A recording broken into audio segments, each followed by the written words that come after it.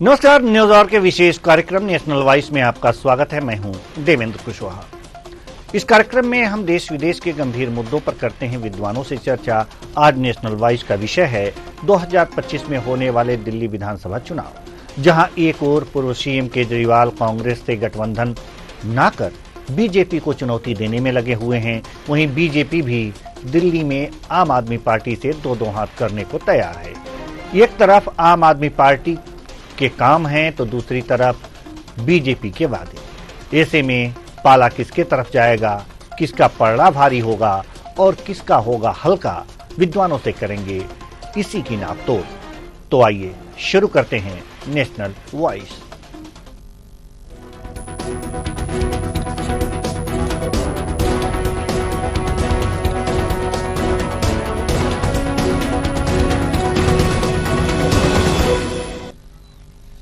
केंद्र में सत्ता का सुख भोग रही बीजेपी के लिए दिल्ली की विधानसभा अब तक दूर ही है।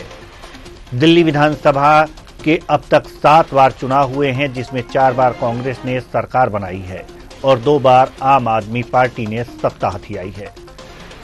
वहीं बीजेपी 1993 में ही जीत दर्ज कर पाई। ऐसे में बीजेपी के पास दिल्ली में सत्ता पाने की बेचैनी है, तो आम आदमी पार्टी को सत्ता बचाने की चुनौती। क्या आम आदमी पार्टी दिल्ली की सत्ता बचा पाएगी या बीजेपी अपना परचम लहराएगी? आज इसी मुद्दे पर करेंगे चर्चा। तो आइए शुरू करते हैं दिल्ली का रण।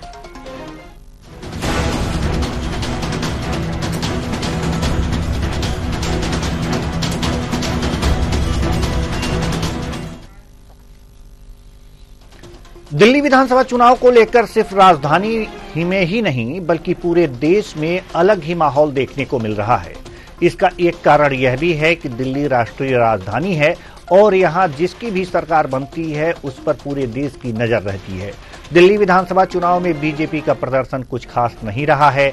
दिल्ली में अभी तक कुल 7 बार विधानसभा चुनाव हुए हैं, जिसमें कांग्रेस ने सबसे अधिक 4 बार बाजी मारी है।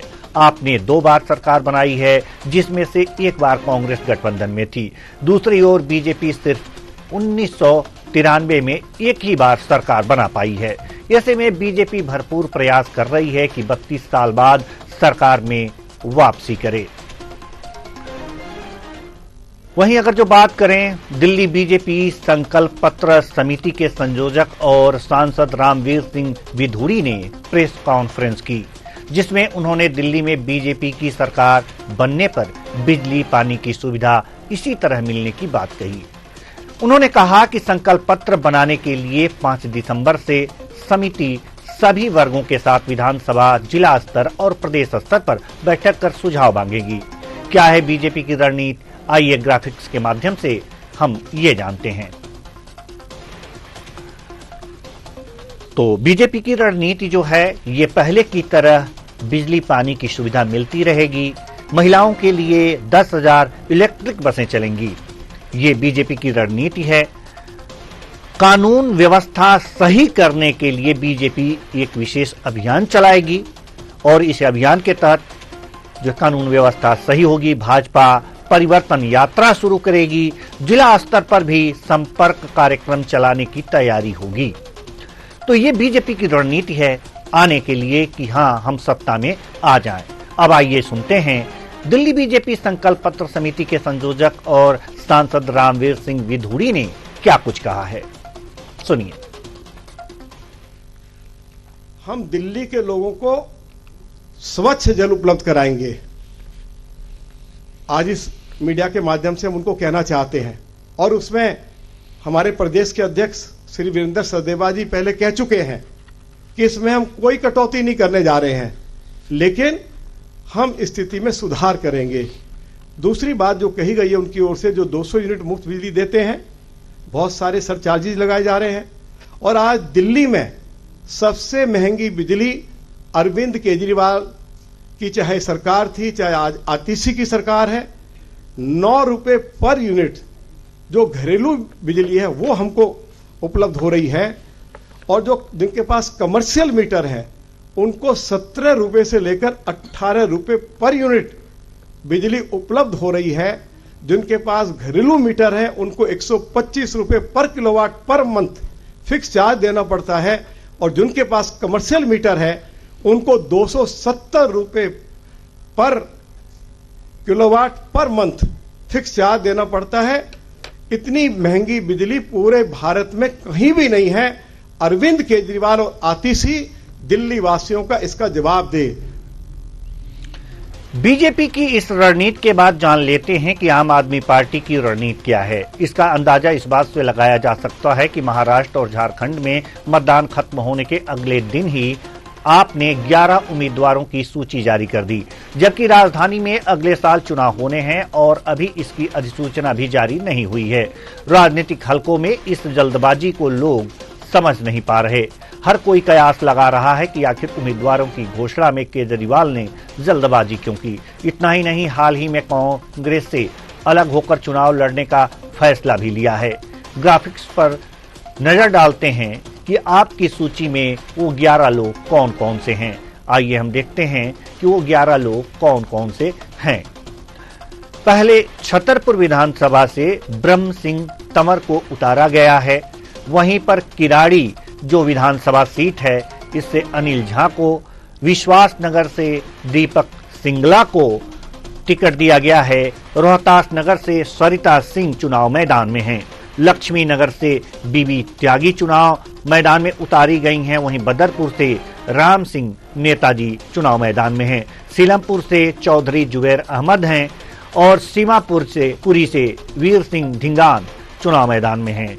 घोड़ा से गौरव शर्मा को आपने उतारा है। करावल नगर से मनोज जी हैं। मटियाला से सुमेश शौकीन को चुनाव मैदान में उतारा है। अब केजरीवाल ने गठबंधन में चुनाव लड़ने से मना कर दिया है, यानी कि कांग्रेस गठबंधन के साथ चुनाव नहीं लड़ेंगे। आइए केजरीवाल जी को भी सुन लेते हैं।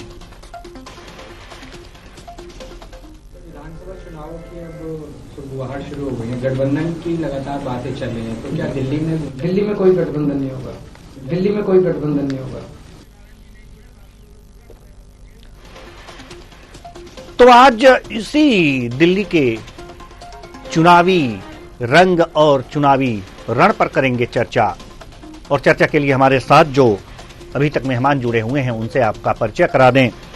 रमेश शर्मा जी, वरिष्ठ पत्रकार, बहुत बहुत स्वागत है आपका हमारे इस कार्यक्रम में। प्रमोद गोस्वामी जी, राजनीतिक विश्लेषक, आपका भी बहुत बहुत स्वागत है हमारे इस कार्यक्रम में।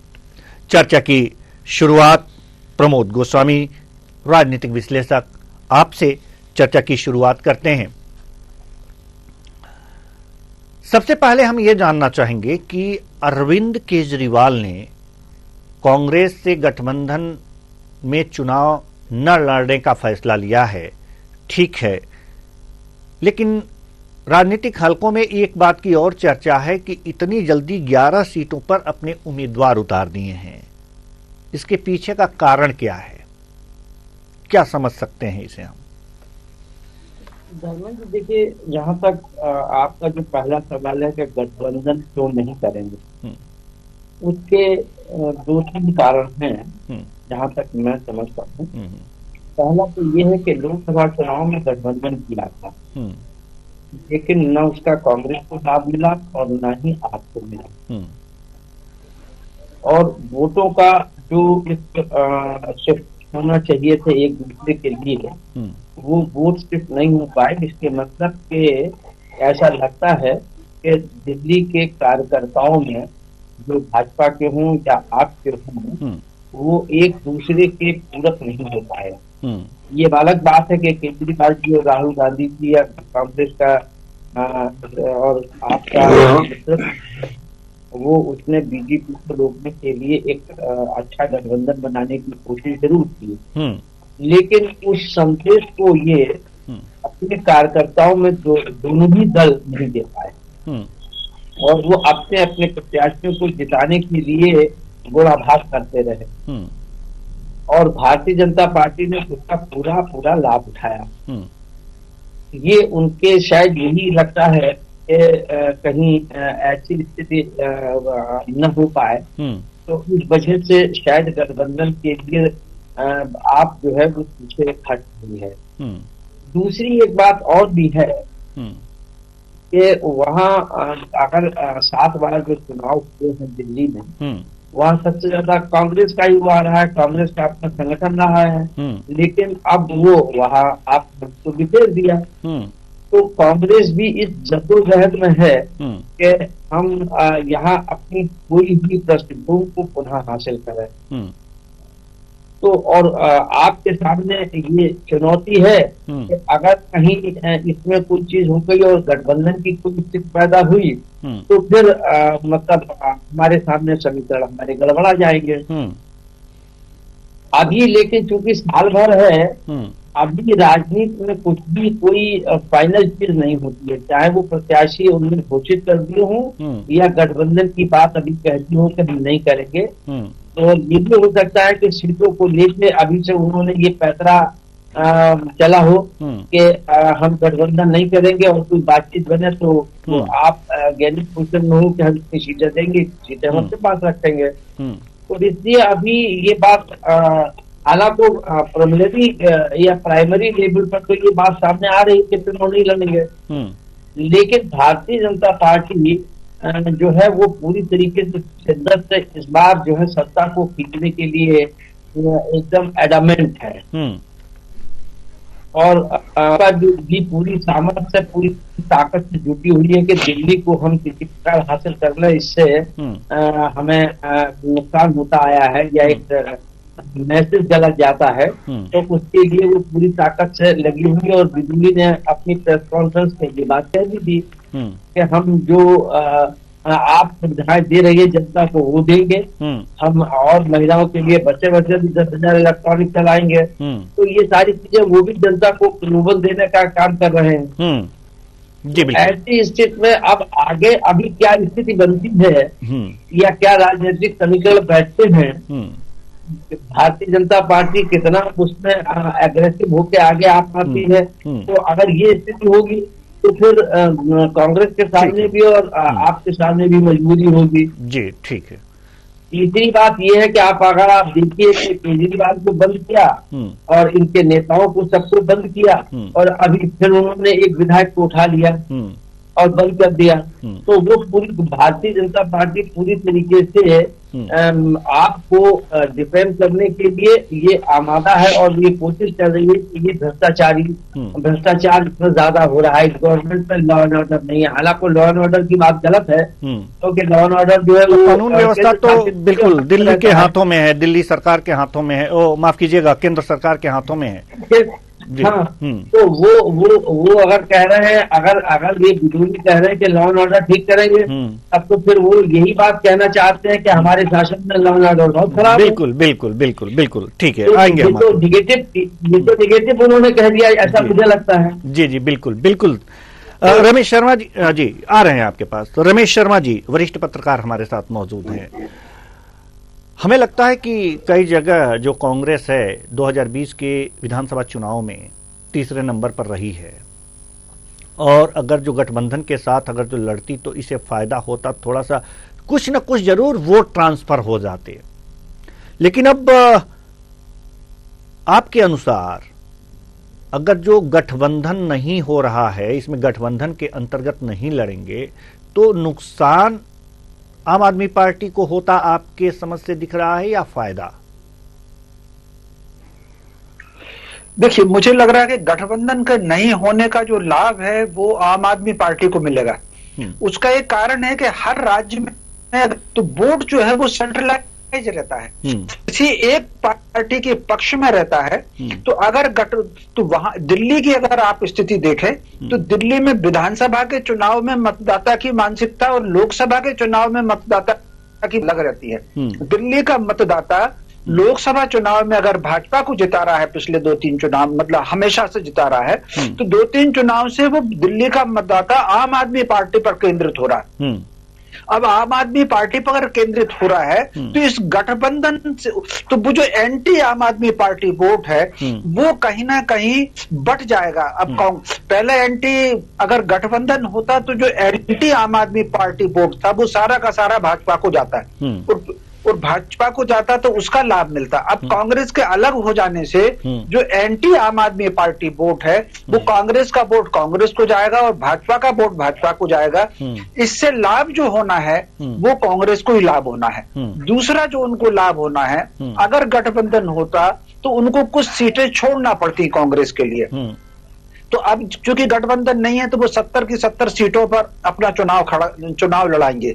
इसके अलावा एक दूसरी बात एक और अगर आप देखेंगे, आम आदमी पार्टी ठीक उसी लाइन पे, चूंकि केजरीवाल जी और आतिशी दोनों इनका झुकाव खुल करके साम्यवादी के समर्थन में रहा है दोनों का। आतिशी के तो पूरे परिवार, माता और पिता, वो जो अफजल गुरु वाला धरना था भारत तेरे टुकड़े होंगे, उसमें शामिल थे और मार्क्स और लेनिन को मिलाकर के उन्होंने आतिशी का सरनेम भी दिया हुआ है। तो कुल मिलाकर के, लेकिन इस समय अगर आप पूरे भारत की राजनीति देखेंगे तो कहीं ना कहीं व्यक्तिगत लाभ की तरफ राजनीति बढ़ रही है। जो व्यक्तिगत लाभ की घोषणा जितनी ज्यादा करता है, जैसे लाडली लक्ष्मी हो गई, या हमने झारखंड में देखा, तो झारखंड में सरकार को जो बड़ा लाभ मिला है राजनीतिक कारणों के अलग हट करके, तो जो झारखंड की सरकार ने व्यक्तिगत लाभ जारी किए हैं, यही स्थिति दिल्ली में आम आदमी पार्टी की सरकार ने व्यक्तिगत लाभ बहुत ज्यादा लोगों को दिए हैं। तो ये जो झुकाव जो लग रहा है, इसके अलावा एक और बात जो परिवर्तन देखने को मिला है, भले ही वो दिखावे का परिवर्तन हो, कि बहुत इमोशनल बात केजरीवाल कर रहे हैं। जैसे उन पर हमला हुआ, ये वो छूट करके आए तो उन्होंने कहा कि मैं आपके आशीर्वाद से छूटा हूं। मंदिर में जाना, बजरंगबली को पूजन करना, व्यक्तिगत जीवन में उनके यहाँ आस्था और धर्म का कोई महत्व नहीं है, लेकिन लोगों को दिखाने के लिए वो मंदिर भी जा रहे हैं, ताकि वो जो कहीं ना कहीं आस्थावान मतदाता है जो लाभ के कारण उनसे जुड़ा है, वो आस्था के धर्म संकट में ना आए या उसके मन में किसी तरह का कोई विचलन ना आए। तो इस रणनीति पर वो काम कर रहे हैं। उसके अलावा उनको चूंकि पूरा भरोसा इस बात का है कि दिल्ली की सरकार वो अच्छी तरीके से बना लेंगे, इसलिए उन्होंने गठबंधन से मना किया। पिछले दिनों अगर लोकसभा चुनाव में, पंजाब में लोकसभा चुनाव में कितनी खींच हुई थी, केजरीवाल जी का जो भूमिका थी वो बिल्कुल अलग थी कैंडिडेट को कांग्रेस को सीट देने में। तो मैं समझता हूं ये जो चुनाव है ये इस बार बहुत दिलचस्प चुनाव है। केजरीवाल जी निश्चित रूप से दूसरे लोगों के, उनकी पार्टी आम आदमी पार्टी दूसरी पार्टियों से तो कम से कम अभी एक कदम आगे दिखाई दे रही है केजरीवाल में। बाकी मतदाता के मन में क्या है ये तो अब साल भर बाद पता चलेगा, लेकिन अभी फिलहाल कहीं ना कहीं केजरीवाल की पार्टी जो है थोड़ी सी मजबूत दिख रही है। जी प्रमोद गोस्वामी जी, हम आपके पास आना चाह रहे हैं। केजरीवाल जी के पास एक और पॉलिटिक्स खेलने के लिए है, जैसा कि संकेत रमेश शर्मा जी ने कर दिया, एक तरह से मर्सी पॉलिटिक्स, एक दया, हमें जेल में डाल दिया गया, हमें काम करने नहीं दिया गया, हम आपके आशीर्वाद से छूट कर आए हैं। इसका कुछ विशेष प्रभाव पड़ सकता है? जी निश्चित रूप से इसका कहीं ना कहीं एक साइकोलॉजिकल इफेक्ट तो पड़ता ही है कि केजरीवाल को, संजय सिंह को, जैन को और इन सारे लोगों को, इनके जो बड़े नेता हैं उन सबको जेल में डाल देना और फिर घर से नहीं निकल पाना, और उस पर जो राजनीति हो रही है वो तो अपनी जगह पर हो ही, ये बात सही है। उसका एक कहीं ना कहीं जनता के मनहा स्थिति पर बहुत नहीं तो थोड़ा बहुत तो प्रभाव डालता ही है, उसका एक लाभ भी मिलेगा। और मुझे लगता है जिस इमोशनल ढंग से वो अपील कर रहे हैं और जिस ढंग से वो जनता को पूरा क्रेडिट दे रहे हैं, तो वो उसका लाभ निश्चित रूप से आपको मिलेगा। शर्मा जी ये बात ठीक कह रहे हैं कि अभी साल भर करीब है, लेकिन एज नाउ जो है अपर हैंड आपका है, और क्योंकि वो सत्ता में भी है और वो पूरी तरीके से मतलब संघर्ष भी कर रही है, जनता के बीच जा भी रही है। कांग्रेस अभी उतनी सक्रियता नहीं दिखा पा रही है, भाजपा भी पूरी तरीके से जुट गई है उसमें। तो ये तो है, लेकिन शर्मा जी ने एक बात बड़ी उससे हट के मुझे मैं समझता हूँ कि बहुत सही कहा है कि इस ढंग से अब राजनीतिक दल अपने विकास कार्यों के बजाय या जनता की मदद के बजाय जो लॉलीपॉप देने का काम कर रहे हैं, जो उनको उन्हें बिजली देंगे, फ्री अनाज देंगे, फ्री पानी देंगे, फ्री जो फ्री की रेवड़ियां बांटी जा रही हैं, चाहे वो महाराष्ट्र में हो चाहे मध्य प्रदेश में हो, तो ये जो बात कही है इससे मैं पूरी तरीके से सहमत हूँ। लेकिन मुझे लगता है कि ये देश के समग्र विकास में कहीं ना कहीं बाधक है।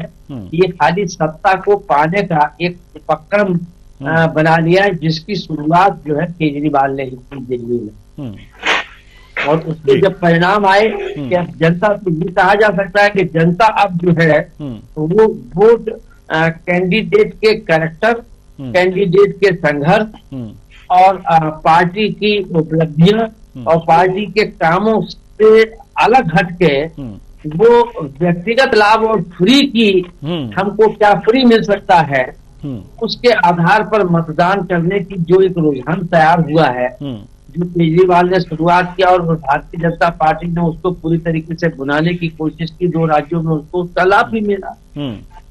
लेकिन ये राजनीतिक दल से सत्ता हासिल करने के लिए तो एक बहुत बढ़िया चुनावी रणनीति हो सकती है, लेकिन इससे कहीं ना कहीं अर्थव्यवस्था को, सरकार की या देश की अर्थव्यवस्था को, या फिर सब एक इसको कड़वे शब्दों में कहा जाए कि ये एक हरामखोरी की आदत डाल देने की जो बजाय इसके ये ठीक वैसे ही है कि जैसे आरक्षण को लेकर चल रहा है कि भाई हम आपको 10 वर्ष के लिए था चला रहा, कोई भी राजनीतिक दल ये हिम्मत नहीं कर पा रहा है, सत्ता से बाहर हो जाएगा कि वो आरक्षण को लेकर उनको सुविधाएं दे, उनको आगे बढ़ाने के लिए और कोशिशें करे, बजाय इसके कि आरक्षण का मुद्दा एक बना रहे, जिसको लेके मोहन भागवत ने बिहार में ये बात संकेत भी दिए थे कि ये कोई बहुत अच्छी चीज नहीं है। ठीक वैसे ही ये भी जो फ्री की रेवड़ियां हैं, इसको बांटने की जो परंपरा डाली जा रही है, मैं समझता हूँ कि ये भी आने वाले समय में कहीं ना कहीं राजनीतिक दलों के लिए भी और आम जनता के लिए भी नुकसानप्रद होगा। इसका कोई लाभ नहीं होगा। सत्ता तो राजनीतिक दल हासिल कर लेंगे, लेकिन विकास और कहीं ना उसमें बाधा पैदा होगी। जी, विकास में बाधा पैदा हो सकती है। रमेश शर्मा जी, रेवड़ियों की बात अगर जो चल रही है, तो रेवड़ियां जो हैं, एक तरह से बिजली की बात अगर जो किया जाए तो रमेश विधूड़ी जी ने एक बात कही है कि 9 रुपए पर यूनिट घरेलू कनेक्शन पर लिए जा रहे हैं, 17 रुपए पर यूनिट, 17 से 18 रुपए पर यूनिट जो है वो कॉमर्शियल कनेक्शन पे लिए जा रहे हैं। ये देश में सबसे ज्यादा है। क्या लगता है कि अगर जो बीजेपी ये कहना चाहती है कि आपको बिजली पानी तो हम फ्री देंगे ही, जैसे रेवड़ियों की बात हो रही है, अब इस पे भी हम कम करेंगे, ये भी रेवड़ियां, ये भी बिजली जहां तक है ये भी रेवड़ियों में ही जाएगा। कहने का मंतव्य क्या है उनका? निश्चित रूप से ये बात आपने बिल्कुल ठीक कही और प्रमोद जी ने भी बिल्कुल ठीक कही। अब जो राजनीति है वो राजनीति समाज और राष्ट्र के विकास के लिए नहीं है। राजनीति का अब रास्ता केवल सत्ता को प्राप्त करने का हो गया। इसीलिए जितनी आप रेवड़ियां बांटेंगे, जितना आप परोस करके देंगे थाली में, व्यक्ति की कर्मठता, उसकी कर्मशीलता, उसकी प्रज्ञा और उसकी प्रतिभा दोनों प्रभावित होगी। अब राजनीति इसी दिशा में जा रही। विधूड़ी जी ने जैसा कहा है कि जो सुविधाएं मिल रही है वो निरंतर रहेंगी, ताकि वो मतदाता को ये आश्वासन देना चाहते हैं कि अगर उन्होंने उनको वोट दे दिया तो कहीं ऐसा ना हो सुविधा बंद हो जाए। और इसके साथ साथ उन्होंने बिजली का संकेत दिया है, सस्ती होने के बिजली का संकेत दिया है। तो ये कहीं ना कहीं वो जो मतदाता है उस मतदाता को, चूंकि दिल्ली में भाजपा का समर्थक ऐसा बड़ा मतदाता है जो व्यक्तिगत लाभ के लिए या तथाकथित रेवड़ी के लिए आम आदमी पार्टी को वोट देता है। तो विधूड़ी जी का उस वोटर को वापस अपनी ओर बुलाना है जो लोकसभा में उनके पास आ गया था। लेकिन देवेंद्र जी, एक बड़ी समस्या ये भी है दिल्ली में भाजपा के साथ और कांग्रेस के साथ, इनके पास कोई चेहरा नहीं है। कुछ भी हो, आम आदमी ने कम से कम 2-3 चेहरे स्टेब्लिश कर लिए उन्होंने। भारत की जो मानसिकता है, सिद्धांत और व्यक्ति और सिद्धांत दोनों साथ साथ चलते हैं। तो कहीं ना कहीं अगर आप केवल सिद्धांत पर काम करेंगे तो भी आपको उतना लाभ नहीं है, और केवल चेहरे से काम करेंगे तो उतना लाभ नहीं है। आप अगर देखेंगे तो इसलिए कांग्रेस ने रणनीति बदली, चेहरे के साथ साथ अब वो कह रहे हैं कि हम संगठन को मजबूत करेंगे बूथ स्तर तक। भाजपा पहले चेहरा स्टेब्लिश नहीं करती थी, केवल संगठन पर काम करती थी, जनसंघ के समय देख लीजिए। लेकिन अटल जी के बाद उन्होंने इस रणनीति में बदलाव किया, अटल जी के चेहरे को सामने रखा, और फिर मोदी जी का चेहरा तो फिर मोदी है तो मुमकिन है, फिर नारे दिए जो इंदिरा जी के लिए कभी हुआ करते थे। तो मैं समझता हूं दिल्ली के विधानसभा में कांग्रेस के पास भी इस समय कोई बड़ा चेहरा नहीं है जो चेहरा सबको आकर्षित करे, तो भाजपा के पास भी कोई बड़ा चेहरा नहीं है जो किसी को आकर्षित करे। तो मोटे तौर पर आज जो बिदुड़ी जी ने कहा है, जो कल कहा है, तो स्वाभाविक रूप से उन्होंने सुविधाओं पर ही संकेत किया है कि ये सुविधाएं आपको निरंतर रहेंगी, और प्लस बिजली के दाम बता करके ये संकेत दिया है कि भाजपा अगर आएगी तो इसके दामों में कम करेंगे। जी प्रमोद गोस्वामी जी, हम आपके पास आना चाहते हैं। बीजेपी लगातार आम आदमी पार्टी पर भ्रष्टाचार के आरोप लगाती रही है, और तमाम जो जांच एजेंसियां हैं भ्रष्टाचार के आरोप में उनके मुख्य जो नेता हैं, केजरीवाल जी हैं, जैन साहब हैं, और तमाम जो नेता हैं उनको इस मामले में जेल भी जाना पड़ा है। तो क्या दिल्ली की जनता के मन में ये बातें नहीं आ सकती कि वास्तव में ये लोग भ्रष्टाचारी हैं, जो बीजेपी यहाँ पर बताना चाहती है लोगों को कि ये लोग वास्तव में कट्टर ईमानदार तो अपने आप को बोलते हैं, लेकिन ये वास्तव में भ्रष्टाचारी हैं। तो कहीं ना कहीं किसी कोने में लोगों के मन में ये बात बिठाने की जो प्रयास किया जा रहा है बीजेपी द्वारा, वो क्या प्रयास सफल हो पाएगा? जी प्रमोद जी। धर्मेंद्र जी, अब देखिए प्रयास सफल होगा कि नहीं होगा ये तो परिणाम से बदलेगा, लेकिन मेरी अपनी अल्प बुद्धि ये कहती है कि अब सभी राजनीतिक दल जो है वो उनके ऊपर भ्रष्टाचार के आरोप लगे हुए हैं, उससे सने हुए हैं। जनता भी अब इतना विमूढ़ नहीं है। मुझे लगता है कि अब राजनीतिक दलों ने एक दूसरे पर भ्रष्टाचार के आरोप लगा लगा के ये स्थिति पैदा कर दी कि भ्रष्टाचार की गंभीरता को ही कम कर दिया।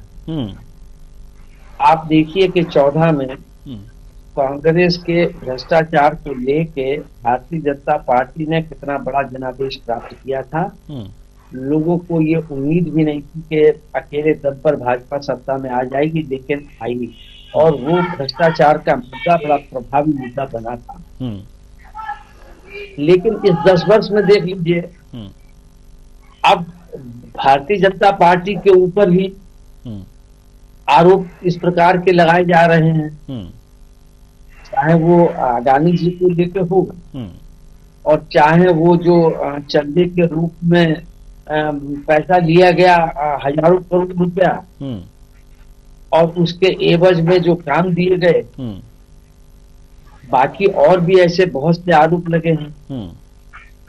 तो अब जनता भी ये समझ गई है कि ये राजनीतिक दल जो है हमें अपने को ईमानदार बनाने का ढोंग करते हैं और दूसरे को भ्रष्टाचारी बताने का स्वांग करते हैं। तो इसलिए अब भ्रष्टाचार, मुझे लगता है कि अब असर तो रहता है, ऐसा नहीं है कि नहीं रहता है, इसको ये तो नहीं आउटराइटली रिजेक्ट तो नहीं कर सकते हैं, लेकिन जनता के मन में एक बड़ा भ्रम या एक बड़ा अविश्वास सा पैदा हो गया कि किसको भ्रष्टाचारी माने और किसको नहीं माने। मतलब कौन दूध का धुला है। जी हाँ, तो अब हम भ्रष्टाचारी हैं और आपको भ्रष्टाचारी बता रहे हैं और आप शर्मा जी को भ्रष्टाचारी बता रहे हैं। तो आप बताइए इसमें जनता क्या सोचेगी कि शर्मा जी भ्रष्टाचारी हैं कि गोस्वामी जी हैं कि धर्मेंद्र जी हैं। जी। तो ये पिछले जो 10 वर्षों से या 12 वर्षों से ये कह दीजिए कि ये जो भ्रष्टाचार को जो मुद्दे बनते रहे हैं, वो अब जनता भी ये समझ रही है कि ये हमको बेवकूफ बनाने के लिए एक दूसरे पर ईडी के छापे डलवा देते हैं। और ये छोड़ दीजिए, आज नहीं कल नहीं परसों जब भी सत्ता बदलेगी तो फिर यही आरोप जो केजरीवाल जी पे लग रहे हैं या कांग्रेस पे लग रहे हैं या ममता पे लग रहे हैं, ये आरोप इधर लगने लगेंगे, उनके सब खुलने लगेंगे। जी बिल्कुल। तो है ना, तो अब ये है कि हम सत्ता में है, इसलिए हम आप दोनों को भ्रष्टाचारी बता रहे हैं। जी बिल्कुल। जब आप आएंगे तो हम दोनों को बताएंगे भ्रष्टाचारी। जी बिल्कुल। तो अब भ्रष्टाचार तो मुझे मेरी समझ में ये जैसे मैं सोचता हूँ कि अब भ्रष्टाचार में तो सभी आकंठ डूबे हुए हैं। अब बगैर भ्रष्टाचार के स्वच्छता की राजनीति, चाल चलन चलन की राजनीति तो हो ही नहीं सकती जिस ढंग की बिछाते बिछा दी गई हैं। जी बिल्कुल। चुनाव इतने महंगे हो गए हैं तो ऐसा तो है नहीं कि जो प्रत्याशी खड़े होते हैं उनके 100 बीघे में पुदीना होता है। जी वो सभी 2 नंबर का पैसा निकालते हैं, उद्योगपतियों को लाभ पहुंचाते हैं, उनसे पैसा लेते हैं, उन चुनाव लड़ते हैं। जी आज अगर शर्मा जी चुनाव मैदान में इनको टिकट दे दिया जाए तो ये बेचारे अपनी गाड़ी में, जीप में पेट्रोल डलवाने के लिए 10 लोगों से कटोरा लेके मांगेंगे। लेकिन अब हम खड़े हैं, हम क्योंकि हमारे पीछे उद्योगपति ये सब है, हमारे पीछे 100 गाड़ियां घूम रही। बिल्कुल बिल्कुल। तो अब हम फिर मजबूरी होगी। देखिए मैंने कहा ना कि एक राजनीति का दौर चल रहा है, अब भ्रष्टाचार का कोई मुद्दा नहीं, अब ये मुद्दा बन गया है कि कौन भ्रष्टाचार का श्रोमणी है। जी हम बेहतर भ्रष्टाचार ज्यादा करते हैं कि तुम करते हो, लेकिन भ्रष्टाचारी सब है। जी इसमें कहीं कोई किंचित मात्र भी शंका या संशय नहीं है। जी भ्रष्टाचारी सब हैं और इसका कुछ खास असर नहीं पड़ने वाला है। अब चूंकि समय नहीं है, नहीं तो इस चर्चा को और आगे बढ़ाते। कुछ और सवाल थे जो शर्मा जी से भी लेने थे, लेकिन समय नहीं है। बहुत बहुत धन्यवाद दोनों मेहमानों का, आप आए और अपने अपने विचार साझा किए। तो कुल मिलाकर दिल्ली का रण है और इस रण में अपने अपने दिव्यास्त्र चलाए जा रहे हैं। 2025 में चुनाव होना है, लेकिन अभी से तलवार की धार तेज की जा रही है और यह देखना होगा कि किसका तलवार कितना तेज है, किसके बारूद में कितना दम है, ये तो देखने वाली बात होगी। लेकिन जो कि सवाल ये उठ रहे हैं भ्रष्टाचार के, रेवड़ियों के, ये सारे चुनाव में रंग दिखाएंगे, लेकिन जनता किस रंग को पसंद करती है, अब ये देखने वाली बात है। फिलहाल इस कार्यक्रम में इतना ही। मुझे दीजिए इजाजत। नमस्कार।